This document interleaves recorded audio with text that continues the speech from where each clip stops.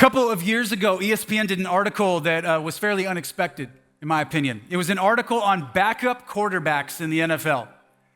I don't know if it was like a slow news week in the world of sports, if it was just, I don't know what was happening, but that's what they did. And it was actually fascinating. They interviewed a good handful of career backup quarterbacks in the NFL.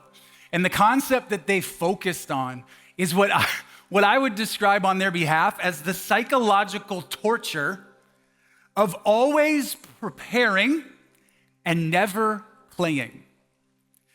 This dynamic of always being invested in and always putting in the work and always receiving the resources and the wisdom from the coaches and the care from the trainers and the supplements from the nutritionists and all those things, and always being one of the top 0.0001% qualified, equipped people to do what you do in the world, and then still not actually get to participate, not get to play. And so some of you are already jumping to, Brian, I can think of tens of millions of reasons why they need to not complain about their reality. One for every zero on that paycheck. And I don't think you're wrong. However, we do need to empathize a little bit and imagine what that would feel like. Imagine knowing that you're trained, that you're ready, but never actually doing what you've prepared for. One of the quarterbacks was named J.T. O'Sullivan that was featured. He played for 12 different NFL, NFL Europe, and CFL teams in 10 years. 12 teams, 10 years. I don't even know how you do that. He was saying it's not easy for a lot of guys who come in as the alpha their whole lives. Again, trained, resourced, equipped, and then to be a backup.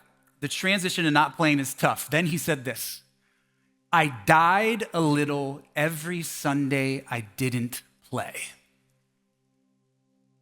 And so if we make the pivot that you know is coming, how many of us are equipped and trained and resourced and ready when it comes to playing our role in the kingdom of God, on God's mission? How many of us opt for the sideline, despite the equipping, despite the resources, despite the training and the readiness? Now, this metaphor falls apart unless we add another concept to the NFL backup quarterback, to where they are feeling the torture of not getting to play when they want to. What if the concept was that guy every Sunday, trained, equipped as a backup, all of that? Every Sunday, there's a moment where the coordinator's like, it's your turn. Coach is like, get in the game. This is your opportunity. Let's do it. Take your place on the team. And that person, by their own volition, by their own choosing, decides to stay on the sideline. My friends, might that be more of us in this room than we realize? And I want to be very, very clear. This series that we're doing this summer is called On Mission, right? And I know this church community better than you realize. I know your reputation goes before you. This is a mission church. And you're not just a church that is known by the International Mission Board, as clarified by Pastor Paul last week, as being one of the most prolific international mission supporting congregations in the world, and you are that. I know by reputation and relationship, you're also a people who believe that mission is what happens right here.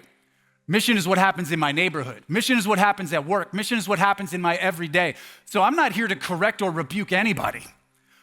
I'm here to say, I have seasons where I settle for the sideline instead of being in the game when it comes to the mission of God. I do, and I know that many of us have those moments as well. Hey, thanks for watching. To find out more about Houston's First, you can subscribe to our channel or you can go to houstonsfirst.org.